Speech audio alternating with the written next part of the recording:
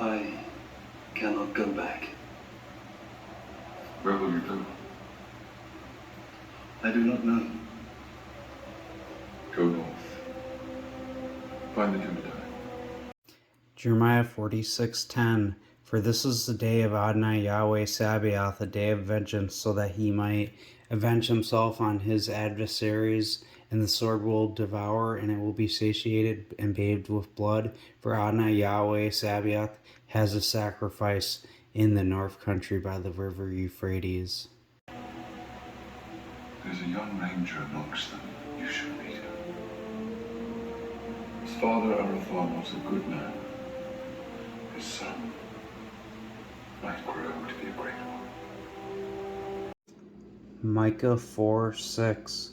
In that day, declares Yahweh, I will gather the lame, and I will gather out of her who has been driven out, and her whom I have afflicted, and I will transform the lame into a remnant, and her who was driven far off into a strong nation. And Yahweh will reign over them in Mount Zion from now on and throughout the duration of the eon. And you, tower of the flock, that's a Migdal Eder, stronghold, the daughter of Zion, to you it will come the first dominion. The kingdom will come to the daughter of Jerusalem. That Migdal Eder takes us to Genesis 35, to the story of Rachel's death. And they traveled from Bethel, I'm starting in verse 16, and there was still a short way to travel to Ephraim. And Rachel conceived, and she had a hard labor in her conceiving. And I remember too, Rachel was the wife that Jacob loved, and she had Joseph and Benjamin. And it came about when she was in hard labor in her conceiving that the midwife said to her, do not be afraid, for this also is a son for you. And it came about as her life was ebbing away, for she died, and that she called his name Ben-Oni, but his father called him Benjamin. Then Rachel died, and she was buried on the road to Ephraim, which is Bethlehem. So when you know Ephraim is Bethlehem, this could have read at verse 16, and they traveled from Bethel, and there was still a short way to travel to Bethlehem. It was a short walk. See 1 Chronicles 7, verse 20 through 29, right around there, talking about genealogy of Ephraim and them, and it mentions Bethel and its towns lived the sons of Joseph. Bethlehem is a short walk from Bethel.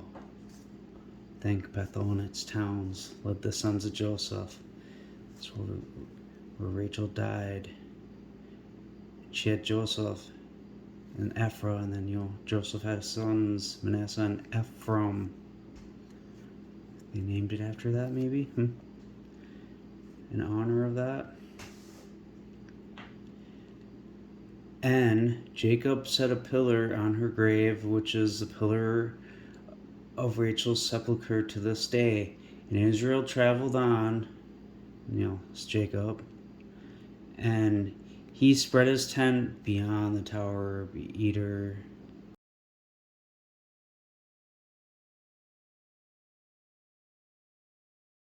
So back in Micah 4, we see so that Migdal Eder, that's clearly that Rachel reference to Joseph and Ephraim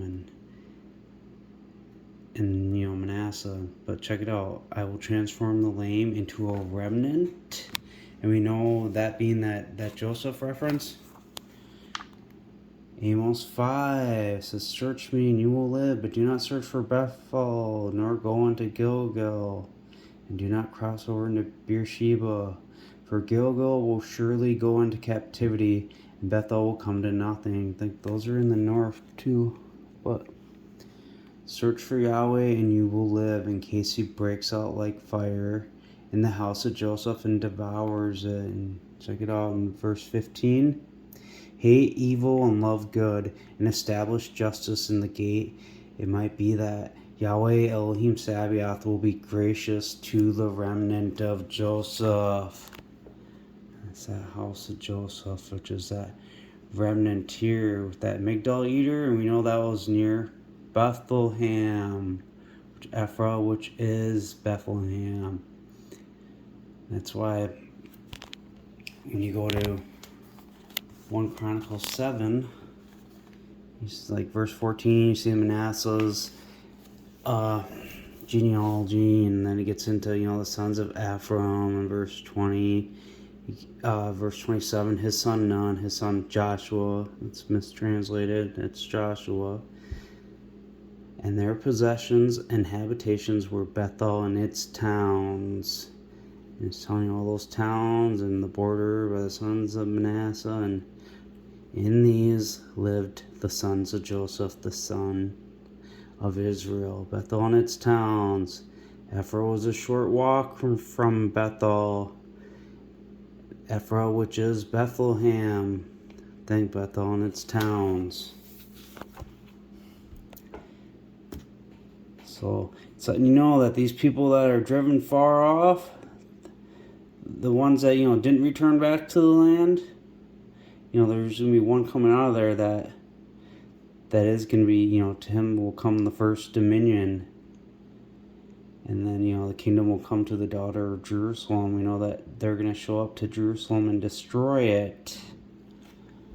But that's why you can get, but you, Bethlehem, Ephratah, that, that first one that's going to come, being the least among the thousands of Judah, a little Deuteronomy 33:17 prophecy, 10,000s of Ephraim, thousands of Manasseh, kind of letting you know it's like the first one of the promise to come. Out of you will come, for me, one to become ruler in Israel. Because look, he's going to be in that lame, that remnant of Joseph. And because he's going to get the first dominion. And that's how you can see it too in the Genesis 48 prophecy. 48:19, his father refused. And so when the hands were on Manasseh and Ephraim, he said, I know, my son, I know. He will become a people. Think Christians. And he will be eminent, a king, just like it says about Jesus in Luke 1. It mentions how he will be eminent. He will be called the Son of the Most High. And then, when they're gathered back, they end up being called sons of the living God. But truly, his younger brother, the seed from the Ephraim one coming, so will be more eminent than him. And his seed, I think that one that's going to be eminent, will become the fullness of the nations. You got to look it up. A lot of Bible translations blunder it and put a multitude, but it's the word for fullness. So here we are back here. And it talks now, why do you make a loud outcry? Is there no king among you? Has your counselor perished? For pangs have taken a hold of you like a woman giving birth. Writhe in agony and labor to give birth, daughter of Zion, like a woman in labor. For meanwhile you will go out of the city, and you will live in the field, and you will go to Babylon, and there you will be delivered. There Yahweh will redeem you from the hands of your enemies. He's going to be that deliverer, like Jacob says, the messenger who delivered me from all my troubles. He's speaking of that one from Genesis 28, that Most High on the ladder. And now many nations have gathered against you, who say, let her be defiled, and let our eye look on Zion. But they do not know the purposes of Yahweh, nor do they understand his counsel, that he will gather them like sheaves into the threshing floor. Arise and tread like oxen, daughter of Zion, for I will make your horn iron. It'd be pretty tough, huh? And I will make your hoofs brass. Think when he hears that voice behind him in Revelation 1, he had feet like refined brass. And you will crush many people, and I will devote their wealth to Yahweh, and their substance to Adon of all the earth. Now to go back to, Amos 5 with that, Yahweh Elohim Sabaoth will be gracious to the remnant of Joseph. Look, we see in chapter 6, it says, who are at ease in Zion and who trust in the mountain of Samaria, the men of name. Think those were those ones of Ephraim. To the chiefs of the nations to whom the people of Israel came. And like it said, so I will transform the lame into a remnant, and her who was driven far off into a strong nation. And Yahweh will reign over them in Mount Zion. Those ones driven far off and they end up going into that strong nation, think that chief of the nations, that's the United States. Who break out in song to the sound of a flute, inventing for yourselves instruments of song like David, who drink wine bowls and anoint yourselves with the best of ointments, but do not afflict yourself for the ruin of Joseph, in case you will now go into captivity with the first of those captive. Yeah, we know how that's going to happen after he dies, but you get into chapter 9, verse 11, and that day I will raise up the tabernacle of David that has fallen down. I will wall up its damages, and I will raise up its ruins, and I will build it as in the days of old. Think when Jesus died and he got, rebuilt the temple. You get it? It's a resurrection. Because then look, therefore Yahweh Elohim Sabaoth Adonai says this, wailing in the streets. Think what Jesus say, that in Revelation 1, is it verse 7 or 9, right around there? But it says that all eyes will see him, and that there will be wailing in the streets. Where's that wailing? And they will say in the highways, alas, alas, and they will call on the farmer to mourning and to wailing, those knowing a lamentation, and all the vineyards wailing. For I will pass through you. Think as lightning flashes from the east to the west, so shall be the sign of the Son of Man. He's going to that seraphim flying, which I've talked about in other videos about him getting wings. This is that woman birthing in labor. Because look, the sign in the heavens in Revelation 12 sign. So look, a tremendous sign was seen in the sky, a woman clothed with the sun and moon under her feet, and her head a crown of 12 stars, a child in her womb, and she cried out, being in pains of childbirth, in distress to give birth. And another sign was seen in the sky. There was a terrible fiery red dragon, having 7 heads and 10 horns and 7 diadems on his head, and his tails dragged a third of the stars of the skies, and it flung them to the earth. And the dragon stood before the woman about to give birth, so that when she gave birth, he might devour her child. That's that ruin of Joseph. And then he flies to her, and she gave birth to a son, a male, who was going to shepherd all the nations with an iron rod, and her child was caught away to God and his throne. That's what happens at the beginning of Revelation. Because look, be watchful, he comes with the clouds, every eye will see him, and those who pierced him, and all the tribes of the land will wail over him. That's when he's passing through, and there's wailing, and they're not happy about it. Because look, John tells you, he's giving you the revelation of Jesus that he gave to him. He said that he arrived in the agency of a spirit in the Lord's day. That's that day of Yahweh.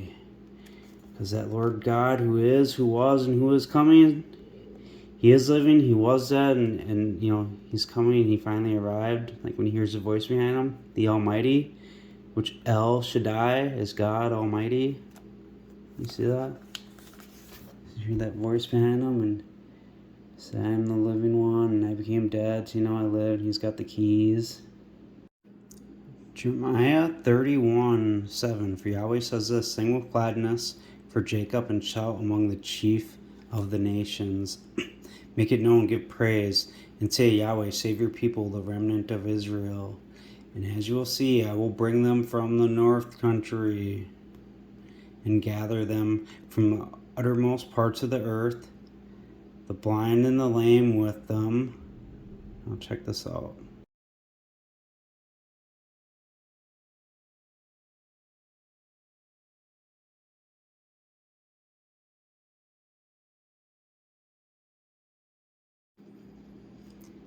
So, as you will see, I will bring them from the north country and gather them from the uttermost parts of the earth, the blind and the lame with them, The woman with child begotten, or woman with child brought forth. Think of that who that dragon devoured, goes away for that 1260 days and returned.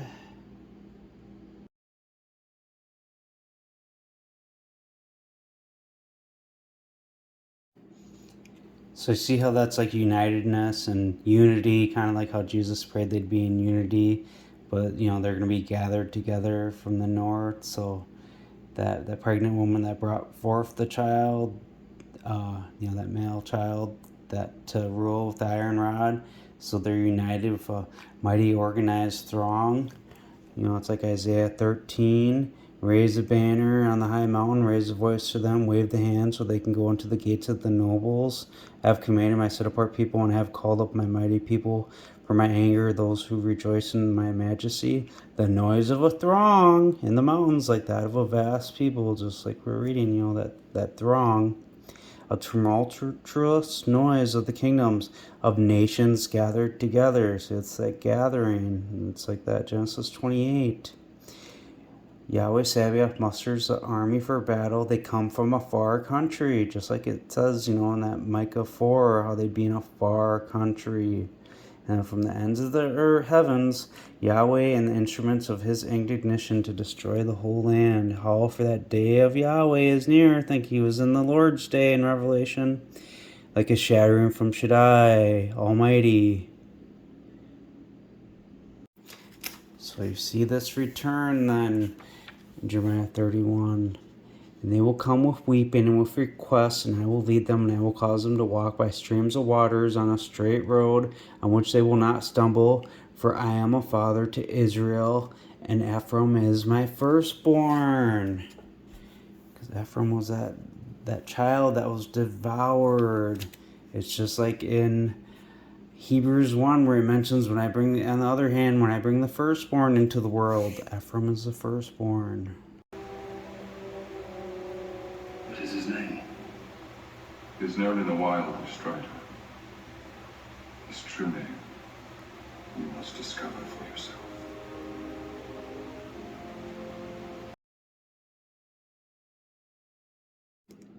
Matthew 16:13, Jesus questioned his disciples, saying, "Who do men pronounce the Son of Man to be?" So he put me in there, but when you look at it, it's not even.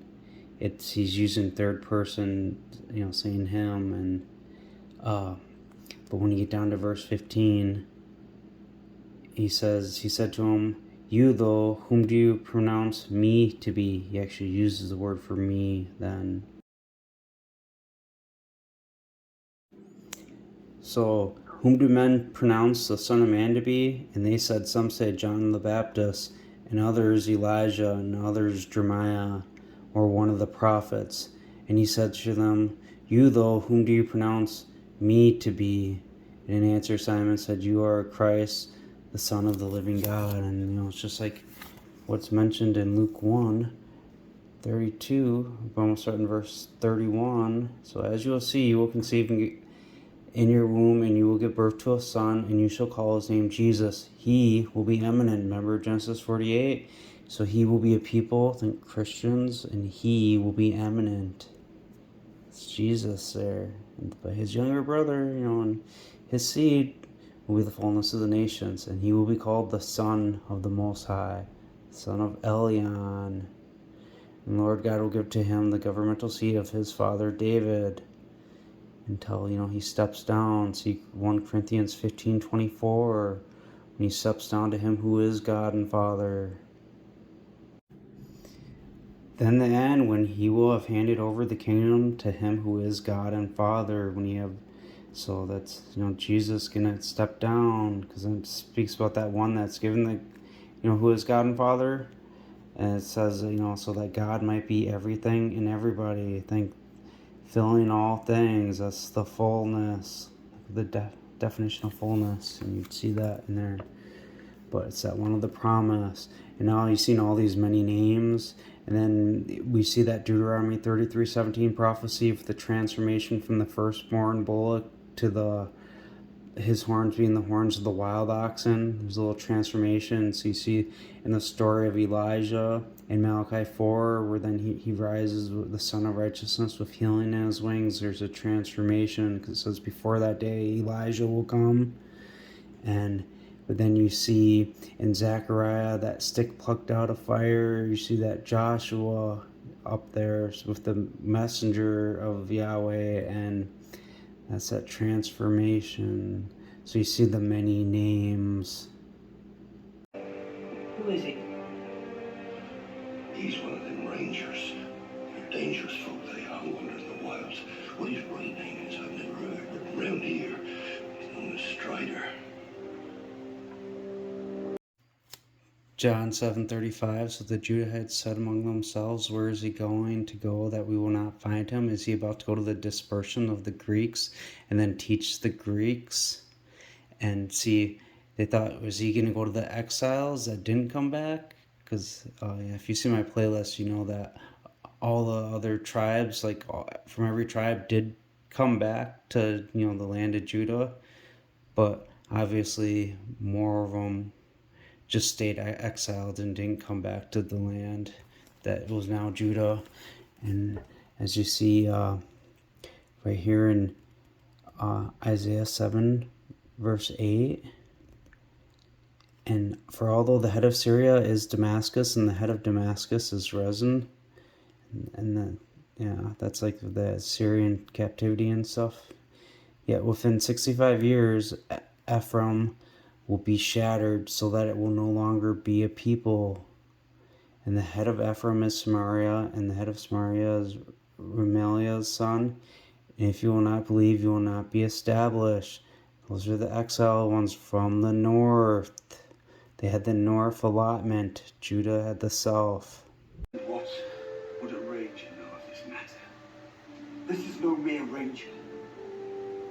He is Aragorn, son of Arathorn. You owe him your allegiance. So to go back to Isaiah 7, and so we see the Ephraim no longer a people. We get down to verse 14.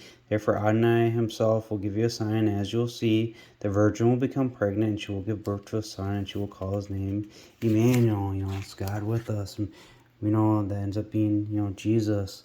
And then you get down here to Isaiah 9:6. For a child is born to us, a son is given to us, and the government will be on his shoulder, and his name will be called Wonderful Counselor, Mighty God, Founder of the Eon, Prince of Shalom. Of the increase of his government and Shalom there will be no end on the throne of David and over his kingdom, in order to establish it with judgment and justice from its time throughout the duration of the Eon. The zeal of Yahweh Sabaoth will perform this. That's that one from the lame being gathered, from Micah, and to you will be the former dominion, the first dominion. So then we see this founder of the Eon. Check out, I like this little footnote here. So concerning this little Hebrew word here, the word father often has a much wider meaning. Any ancestor, founder, first ancestor, bringer up, nourisher, master, teacher, possessor. So you see like founder. So that principle be passed in the New Testament here. Look back in Luke again. So as you will see, you will conceive in your womb, you will give birth to a son, you will call his name Jesus. That's that virgin conceiving. He will be eminent. He will be called Son of the Most High, the Son of Elion. In the place where it was said to him, "You're not a people," it will be said, "You are sons of the living God." But anyways, and the Lord God will give to him the governmental seat of his father David, the governmental seat of his founder David, And heir to the throne of Gondor. Hadad, there is. Gondor has no king. Gondor needs no king. So you see that same type of predictive programming, like what has been will be again. Think of that. But Genesis 48, when Joseph saw that his father laid his right hand on the head of Ephraim and it was wrong in his eyes, he held up his father's hand to remove it from Ephraim's head to Manasseh's head. And he said to his father, "Not so, my father, this is the firstborn. Put your right hand on his head." But, because Ephraim was the younger one, but he got the best blessing, like, the most high blessing you can get. And Manasseh, he was the literal firstborn who came first, so he thought, well, he should get the blessing, and it's that confusion he had with, because Jacob knew what he was doing. This is exactly how he was supposed to do it. And Manasseh, he came first, so people get that confusion, he's the Christ. Because when you see about the blessings here at the beginning of this chapter, he said, Ephraim and Manasseh, they will be mine, and they will be called after the name of their brothers in their inheritance. Their brothers, those company peoples, just like you find out, he will become a people. That's Christians, those company peoples. So they, Ephraim and Manasseh, called after that, are called Christ. The one that comes second gets the greater blessing. He will be the fullness. You cannot think that this ranger will ever sit upon the throne of Gondor. This exile, crept from the shadows, will never be crowned king. Remember Jeremiah 46, have a sacrifice in the north, and then Malachi 4 about the Son of Righteousness rising with healing in his wings. Well, Isaiah 41:25, I have raised up one from the north, and he will come from the rising of the Son of Righteousness rising, with healing in his wings. He will call my name, and he will come against rulers as if mortar, like the potter treads clay. It's like that Psalm 2:9. Was he from Gondor? No, from the north. One of the Dunedain Rangers, I thought he was. His cloth was poor. And yet, Jeremiah 1:11, the word of Yahweh came to me, saying, Jeremiah, what do you see? And I said, I see a rod of an almond tree. And then Yahweh said to me, you have seen well, for I will be watchful over my word to perform it. And the word of Yahweh came to me the second time, saying, what do you see? And I said, I see a boiling cauldron in its face from the north. There's a calamity that's going to come out from the north. They're going to come to the gate of Jerusalem and destroy them. he bore a strange ring. 2 serpents with emerald eyes, one devouring, the other crowned with golden flowers. I'm in Exodus 25, but if you've seen my video, the mercy seat, the Ark of the Covenant, how in Hebrews, Paul lets you know how those things built were antitypes, of the foreshadowing of the heavenly things to come. And that first tabernacle being Jesus, and then there's a second tabernacle behind it with the Ark, had the Ark of the Covenant, and the drink offering goes in there. And another thing interesting too is you shall make 4 rings of gold for it and put the rings in the 4 corners. See, to go with more of the antitypes and things of heavenly things, we got, Jesus, you get the Ephraim king to come, the Christ there, and then you get those 2 witnesses. And yeah, because when you know about the 2 on the one on each end, those like cherubims, which are like the seraphims from Isaiah 6. So they make up the other 2 rings. And I've talked about with the 4 stones from Zechariah. And but then you got that. So another little foreshadowing thing, like predictive programming in that movie with the snake devouring the snake, with that flower. So it's like the bruising its heel and killing him. And then where I've talked about Jesus said the Son of Man has to be lifted up like Moses lifted the snake in the wilderness. So, that snake that was on that pole being killed. Flowers. The ring of Barahir. So Gandalf Greyhain thinks he has found Isildur's heir, the lost king of Gondor. He is a fool. The line was broken years ago. Isaiah 14, speaking on the enemy here. but it says, verse 13, "For you have said in your heart, into the heavens I will mount up. Above the stars of El I will exalt my throne. I will sit on the mount of the assembly in the recesses of the north."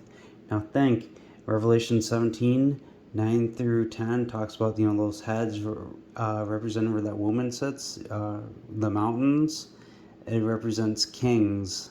So them saying, "I will sit on the mount of the assembly," he was saying, "I will sit on the king of the assembly in the recesses of the north." Think, there's a sacrifice in the north, Jeremiah 46. And that's just like in 2 Thessalonians 2:4, where, he'll sit as God in the temple of God. You could also, if you look into the translating, you could put, he'll sit as God upon the temple of God. So you see him sitting on the king of the assembly. And yeah, and he's obviously going to come back. I spoke about this in my last video about the snake's root will come out of the viper, and then, the flying seraphim instead of that fury darting snake, he's put it. But verse 31, "Howl, gate, O gate, cry, O city." Think that Jerusalem and the gates there from Jeremiah 1. "But all you of Philistia are dissolved. A smoke comes up from the north. Not one is isolated from his ranks." Just like in Joel 2, how they don't leave their ranks. It's the military coming and the smoke of their torment coming up. Allegory of it. And right here, the drunkards of Ephraim. Just think that snake devouring itself, and then the golden flowers and stuff. "Woe to the crown of pride, the drunkards of Ephraim, a flower fading of the glory of its beauty at the head of the rich valleys, those overcome with wine. Look, Adonai has a mighty one, immensely strong, like a tempest of hail, of a destroying storm, like a flood of mighty waters, overflowing. With the hand he will hurl it to the ground, the crown of pride. The drunkards of Ephraim will be trodden underfoot, and the magnificent beauty at the head of the rich valleys will become a fading flower, like the early fig before the summer, that the observer sees while it's still in his hand, and he swallows it, eats it, like Jesus said, John 6:53, unless you eat the flesh and drink the blood of the Son of Man, talking about killing them. And in that day, Yahweh Sabaoth will be a crown of glory and a diadem of beauty for the remnant of his people, and for a spirit of judgment to him who sits in judgment, and for strength to those who turn back the battle at the gates.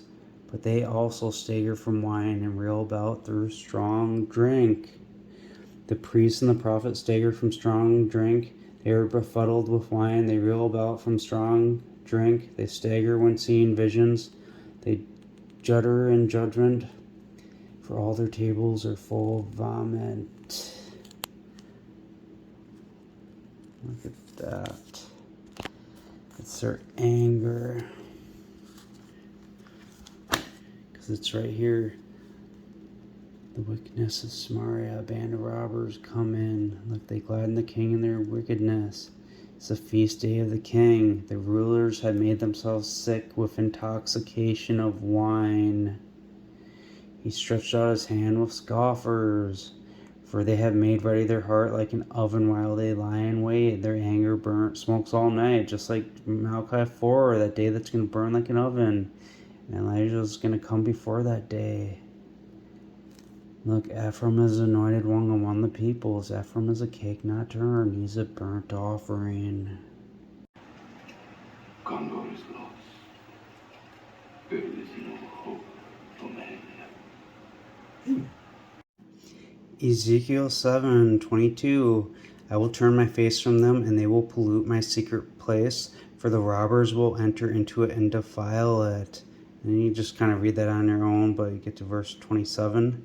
The king will mourn, and the prince will be clothed with desolation. It's an abomination of desolation.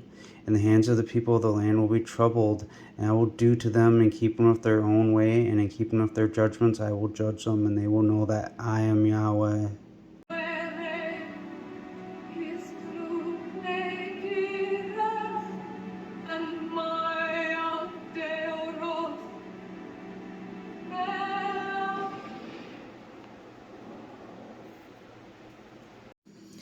So that first one with the flower you saw, with that tree with the flower, see the guards there, they stood there waiting for the flower to grow on the tree, because they said when the king returned it would, flower. And then that second video, you seen that prince getting brought into the his tomb, and he had flowers on him, so that fading flower, he's killed, but then as he was in that tomb, the flower sprouted up. These little predictive programming with a resurrection, because then in Hosea 7 how that Ephraim's the anointed one, and that he's a cake not turned, that burnt offering. Then you get to 9/11, the glory of Ephraim will fly away like a bird, no birth, no one with child, no conceiving, because he already was birthed, and that they devoured the child. Now he was resurrected, flying up there.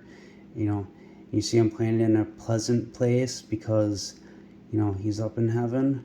But Ephraim will bring out his sons to the murderer, because Hosea 7:12. I will chastise them according to the report of their congregation. Because when he goes up in Revelation 1 and John hears a voice behind him, he tells him to write down the things he's seen. And then you get in Revelation 2 and 3, it's these reports to the congregation. And chapter 3 verse 7, so the messenger of the ecclesia group in Philadelphia, right? The Holy One, the true one, the one having the key of David, the one opening, and no one can shut it except he who opens, nor is anybody able to open, says these: I know your works. See now, I have given you in your sight an open door, and nobody is able to shut it, because you have little strength, and you kept my word, and you did not deny my name. Who shall call them from the great twilight? The forgotten people. The heir of him to whom the oath they swore. From the north shall he come. Need shall drive him. He shall pass the door to the paths of the dead. Revelation 14:1, and I looked, and there was a Lamb standing on Mount Zion, and with him 144,000 in number, having his own name and the name of his Father written on their foreheads. And think too, there's a few billion people that are so-called Christians today, and in churches, and they all say they all believe Jesus, but they don't know this information that I'm sitting here teaching you guys about. It's the birthright comes from the line of Joseph, and that lets you know that Manasseh and Ephraim. So you got the two, you got Jesus, and you got the exiled one coming next, and that's why the number is going to be so small. I will not bow to this rager from the north, last of a ragged house, long bereft of lodge. Authority is not given to you to deny the return of the king. Steward. Rule of Gondor is mine! Yeah, that last one was kind of like the two witnesses. And here's Ezekiel 37:10. Adonai Yahweh says this: it will also come to pass that at that same time words will come into your mind, and you will devise an evil plan. And and you will say, I will go up to the land of unwalled villages, and I will go to those who are at rest, who live securely, all of them living without walls. And see, I just kind of wanted to point this part out, not to speak so much on this prophecy here, but just to say, how, the words will come into your mind. So it's obviously, think how predictive programming can work like that. Like the Lord can just, make it happen to give us these clues. Christ sacrificed his life for the betterment of humanity. So too may be the fate of his seed. Troy Yahweh as the Lord lives. Jeremiah 23:7. Therefore see now the days will come, declares Yahweh, when they will no more say, the Lord lives, who brought up the sons of Israel out of the land of Egypt, but the Lord lives, who brought up and who led the seed of the house of Israel out of the north country and from all the countries where I had driven them, and they will live in their own soil. He was hidden in high-ranking positions throughout the church. This Council of Shadows tries to destroy proof of the bloodline. That throughout history, they seek out and kill the living descendants of Jesus Christ. That's insane. So those last two were from Da Vinci Code, and then, you know, the main clips were from the Lord of the Rings. And another thing I want to mention about, you know, with the foreshadowings with the Ark of the Covenant with the four rings, like if you've seen the kind of, and you know how I mentioned from Ezekiel with the words going in their minds, and it's kind of like that with the Lord of the Rings, where they gave so many rings to one, the dwarves, and then they gave so many rings to the elves, and then they gave so many rings to men, so there's three there, but then there's that master ring to, you know, Solomon, you know, you got the four rings there. It's kind of funny how little shadows of that, and how it's like predictive programming of the future prophecy coming. And now I'm going to leave a clip of the band live selling the drama, because to Christ the cross, and to me a chair, and I will sit and earn my ransom from up here. So how would they do that if there wasn't a Christ in their time?